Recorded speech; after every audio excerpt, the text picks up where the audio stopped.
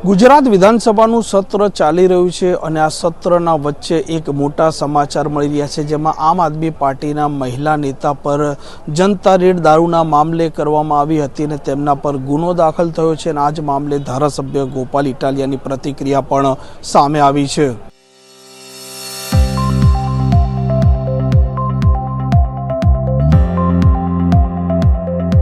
નમસ્કાર, આપ જોઈ રહ્યા છો હોટલાઇન ન્યૂઝ અને હું છું આપણી સાથે તોફિક ગાંચી। ગુજરાત વિધાનસભાના સત્રનો આજે 14મો દિવસ છે અને આજના દિવસે દારૂના મામલે સવાલો ઉપસ્થિત થયા છે, કેમ કે આમ આદમી પાર્ટીના મહિલા નેતા કાયનાત અંસારી છે, તેમણે કચ્છમાં દારૂના અડ્ડા પર જનતા રેડ કરી હતી અને આ મામલે પોલીસની આબરૂના ધજાગરા પણ ઉડાડ્યા હતા અને હવે સમાચાર મળી રહ્યા છે કે તેમના વિરુદ્ધમાં એટ્રોસિટી સહિત અલગ અલગ કલમો અંતર્ગત ગુનો દાખલ કરવામાં આવ્યો છે। મામલે ધારાસભ્ય ગોપાલ ઇટાલિયા સવાલો ઉપસ્થિત કર્યા છે કે એક મહિલા દારૂના ધંધા જે ચાલી રહ્યા છે, જે કામ પોલીસે બંધ કરાવવાનું છે તેની જગ્યાએ તે પોતે બંધ કરાવે છે અને આ મામલો ઉજાગર કરે છે અને પોલીસ તેમના વિરુદ્ધમાં ગુનો દાખલ કરે છે અને આ મામલે હવે ધારાસભ્ય ગોપાલ ઇટાલિયા હર્ષસંઘવી પર વરસ્યા છે।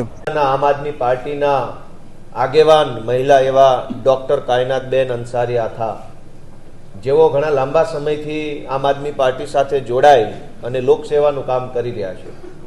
તેઓ એક મહિલા હોવા છતાં ડોક્ટર તરીકે પ્રતિષ્ઠિત ડોક્ટર છે, પોતાનું માલિકીનું હોસ્પિટલ છે, સારી એવી આવક છે, તેમ છતાં પણ આમ આદમી પાર્ટી સાથે જોડાઈ છેવાડાના માણસ વિશે કામ કરી રહ્યા છે, છેવાડાના માણસના પ્રશ્નો ઉઠાવી રહ્યા છે। આજથી થોડાક દિવસો પહેલા એમણે એક જનતા રેડ કરી અને હર્ષસંઘવીના દારૂબંધીના પોકળ દાવાઓની ફજેતી ઉડાવી, લાઈવ વિડીયો કેમેરા સાથે, મોબાઈલથી લાઈવ, ફેસબુક લાઈવ અને પોકળ દારૂબંધીની આખી જે ભાંડાફોડની પ્રવૃત્તિ કરી, એનાથી ભાજપની આખી સરકાર સમસમી ગઈ અને એક મહિલાની વિરુદ્ધમાં ખોટી ફરિયાદ ઊભી કરી, એટ્રોસિટીની ખોટી ફરિયાદ ઊભી કરી અને કાલે એમને રાત્રે ધરપકડ કરવામાં આવ્યા। આમ તો મહિલા સુરક્ષાની, મહિલાઓના રક્ષણની, મહિલાઓની ખૂબ મોટી મોટી વાતો ભાજપના બધા જ નેતાઓ વિધાનસભામાં કરી રહ્યા છે, પણ એકેય ભાજપના નેતાને કાલે અડધી રાત્રે બેનની ધરપકડ કરવામાં શરમ પણ ન આવી કે લાજ ન આવી। એ બતાવે છે કે આ મહિલાની વાતો જે વિધાનસભામાં થઈ રહી છે એ જૂઠી છે।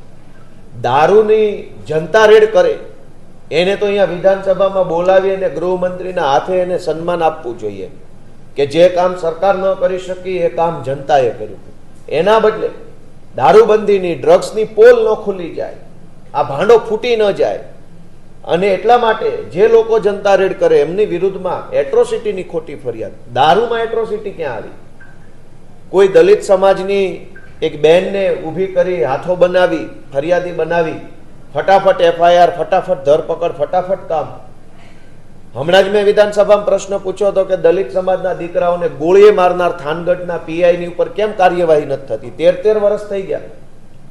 13 વર્ષ પહેલા દલિત સમાજના દીકરાઓને થાનગઢના પીઆઈએ ગોળીઓ મારી છાતી ઉપર અને મારી નાખ્યા। એ ઘટનાને હજુ ન્યાય નથી મળતો, પણ અમારા આમ આદમી પાર્ટીના આગેવાન કાયનાતબેને જનતા રેડ દારૂ ઉપર પાડી તો એમની ઉપર એટ્રોસિટીની જૂઠી ફરિયાદ થઈ ગઈ। એટ્રોસિટીના કાયદાનો દુરુપયોગ, ફરિયાદ કરનાર દલિત સમાજની બહેનને પણ હાથો બનાવવામાં આવી અને દારૂબંધીની પોલ ખોલનાર એક મહિલાને મહિલા દિવસના વળતા દિવસે, ગઈકાલે 9 તારીખ હતી, મહિલા દિવસ હજુ એક દિવસ પહેલા ગયો છે, ત્યાં જ ભાજપની સરકારે પોતાનું પાપ પ્રકાશ્યું છે। આમ આદમી પાર્ટી એનો કડક વિરોધ કરે છે અને આ ઘટનામાં આમ આદમી પાર્ટી કાયનાતબેનને સપોર્ટ આપી, આમ આદમી પાર્ટીની ટીમને સપોર્ટ આપી આગામી દિવસોમાં કાર્યક્રમ કરશે। આમ ગોપાલ ઇટાલિયાનું કહેવું છે કે જે પ્રકારે આ મહિલા નેતા છે તેમના વિરુદ્ધમાં ગુનો દાખલ કરવામાં આવ્યો છે તે ખોટી રીતે દાખલ કરવામાં આવ્યો છે, તેમને ડરાવવામાં આવ્યા છે અને તેમણે જે પ્રકારે આ દારૂનો મામલો ઉજાગર કર્યો છે તે કારણસર પોલીસે ફટાફટ એટ્રોસિટી સહિત અલગ અલગ કલમો અંતર્ગત ગુનો દાખલ કરી નાખ્યો છે। આ પ્રકારના સમાચાર માટે હોટલાઇન ન્યૂઝ ડે ચેનલ સાથે જોડાયેલા રહેજો। નમસ્કાર। આવા પ્રકારના વિડીયો તમને જોવા ગમતા હોય તો હોટલાઇન ન્યૂઝ ચેનલને લાઇક, શેર અને સબસ્ક્રાઇબ કરો।